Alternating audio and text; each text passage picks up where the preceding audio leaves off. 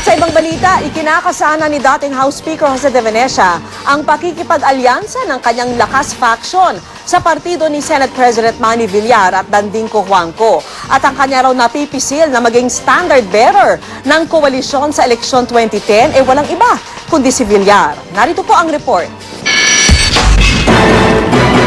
Naninindigan pa rin si dating House Speaker Jose de Venecia na di raw siya aalis sa Partido Lakas sa kabila ng napapabalitang pakikipag-alyansa nito sa kampi ni Pangulong Arroyo. Bagkus, napupusuan daw niya makipag-alyansa sa Nationalista Party ni Senate President Manny Villar at Nationalist People's Coalition ni Danding Cojuangco. At ang napipisil daw ng standard bearer ng binabalak na koalisyon ni JDV, walang iba kundi si Villar. Manny Villar is a front-running choice of many because of his rags to riches story. Pero ano naman kaya ang masasabi ni Villar sa mungkahi ni JDV? Masyado na maaga para pag-usapan pa yung mga koalisyon, pero open yan sa lahat ng posibilidad. Aminado sila Secretary General Senator Miguel Zubiri na maraming tagalakas ang pabor kay Villar. Pero sa ngayon, wala pa raw silang pinal na desisyon hinggil dito. It's a consensus building. Bottoms up kami. Hindi kami pwedeng top to bottom kasi pag top to bottom ang decision namin, siguradong wawatak ang partidong lakas. At kung sakaling matuloy ang pangingibambako ni JDV, di raw malayong tangayan na rin to ang anak at ZDA scandal whistleblower na si Joey na nagbabalak umanong kumandidato bilang kongresista. If he's interested in running as senator or if he's interested in replacing his father, why not? Sa politika kasi walang imposible no? Lahat, yung magkakaaway nga, nagiging magkakampi, yung magkakampi, nagiging magkaaway. Yung sa tingin mo, hindi magkakasama, nagkakasama. Para sa saksi, ako, si Susan Enriquez, nag-uulat. Binasura ng U.S. Court of Appeals ang petisyon ni dating Agriculture Undersecretary Joc Volante para mabigyan ng asylum. Sa desisyon ng korte, hindi raw napatunayan ni Volante maski ng mga iniharap niyang testigo na dapat siyang bigyan ng asylum ng Amerika. Wala raw basihan ang takot ni Volante na gipitin siya sa Pilipinas. Kinatigan ng Court of Appeals ang naunang desisyon ng Board of Immigration Appeals. Maaari pang iapila ni Volante ang kanyang petisyon sa Korte Suprema ng Amerika. Si Volante ang sinasabing utak sa mahigit 700 milyong pisong fertilizer fund scam.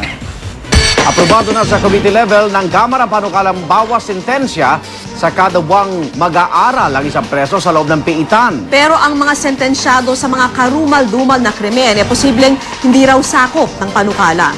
Saksi si Michael Fahati. Sa bawat buwang mag-aaral ang isang bilanggo sa loob ng piitan, katumbas ng 15 araw na mababawas sa kanyang sentensya. Ito ang panukalang batas o House Bill 4925 na inihain ni Congressman Raul Gonzales Jr. ng Iloilo.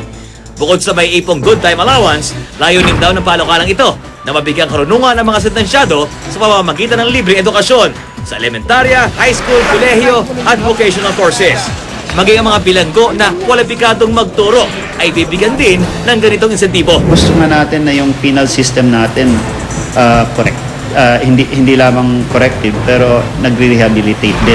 Pero hindi lahat ng mga nakakulong ay sakop ng panukalang ito ayon kay Congressman Gonzales. Bagamat hinahasa pa ang mga detalye ng panukala, posibleng di raw nito saklaw ang mga kaso tulad ng multiple murder, terorismo at drug trafficking.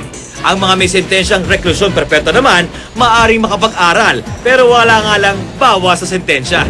Gusto nga natin as much as possible itong mga nakakulong na hindi naman mabibigat yung mga kaso nila. Baka pwede natin mapalaya ng mas maaga. Maluwag naman ang pagtanggap sa panukalang ito ng ilan sa aming mga nakapanayam. Para magkaroon sila ng inspirasyon sa buhay nila. Magaan lang, dapat mag-aral sila. Pag-aral dyan, kapag bagong buhay na sila. Papakulong na lang ako kasi libre pala mag-aral dyan. Umaasa si Gonzales na may sasabatas ang panukala. Gayunman, inihahanda na raw niya ang kanyang sarili mula sa kritisismo ng mga nabiktima ng mga preso. Pwede rin natin ma-improve pa yung panukalang batas na ito para nga to take into account yung mga sentiments din ng pamilya ng mga biktima. Especially sa mga krimen na karumal-dumal talaga. Michael Fahati ng inyo, saksi! Samantala, pinag-utos si Pangulo Arroyo ang paglulunsad ng malawakang manhunt laban sa grupong nasa likod ng bus bombing sa Digos, Davao del Sur. Hindi pa inaako ng extortionist group na Alcobar ang pambobomba. pero sila ang hinihinala ng PNP na utak sa karahasan. 6 ang patay habang 31 naman ang sugatan sa insidente. Ayon kay Deputy Presidential Spokesperson Lorelai Fajardo, inaalam pa kung simpleng pambobomba lamang ang naganap o may kinalaman sa nakanselang Memorandum of Agreement on Ancestral Domain. At kahit sariwa pa ang bakas ang pambobomba, datuloy naman ang pagdiriwang ng Araw ng Digos. Yun nga lang, hinigpitan ng seguridad at pinagbawal ang party sa gabi. The President herself gave an instruction to the Executive Secretary to pursue, to ask the PNP and the military to pursue whoever should be liable with bombing in Digos. No, para kailangan na justice have to be served.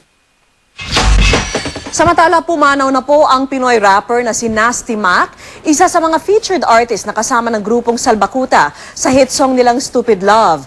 Lunes ng gabi nang isugod si Nasty Mac sa ospital dahil sa high blood.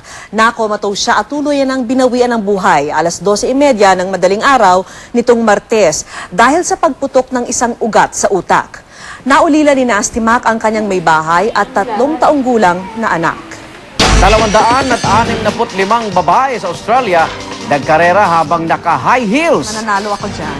At asawa ni Madonna na si Guy Ritchie na solong dumating sa premiere ng pelikula. Inindiyan nga ba ng Queen of Pop kasunod ng mga balitang hiwalay na sila? Narito na po ang mga balita mula sa iba't ibang panig ng mundo. 8 ang patay sa Amerika sa pagrakasa roon ng bagyong Gustav. Sinalanta ng baha at hangin ng mga bahay. Sa lakas ng agos ng tubig baha, ilang sasakyan ang tumaob. Naputol din at nasunog ang ilang kable ng kuryente.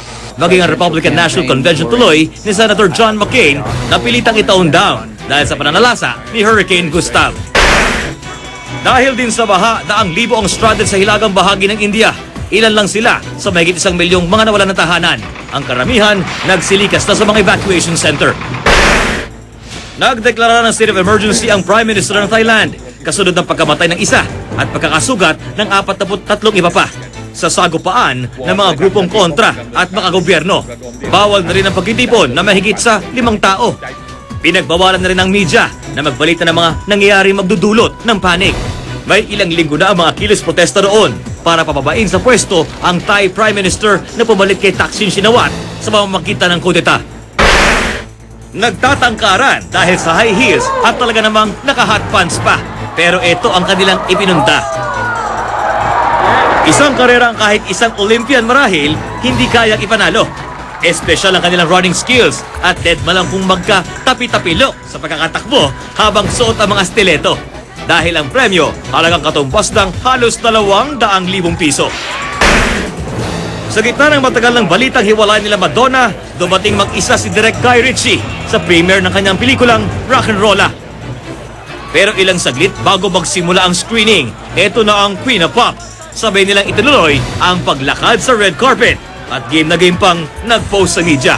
Para sa saksi, Michael Bahati Nigulan. Pinagdiriwang ang Tuna Festival sa General Santos City. At tampok dyan ang pabilisan sa paglilinis ng tuna, pabigatan ng tuna at patagalan ng pagbubuhat ng tuna. Taon ang pinagdiriwang ng Jensen ang Tuna Festival bilang pagkilala sa mga mangingisdang patuloy na bumubuhay sa kanilang fish industry.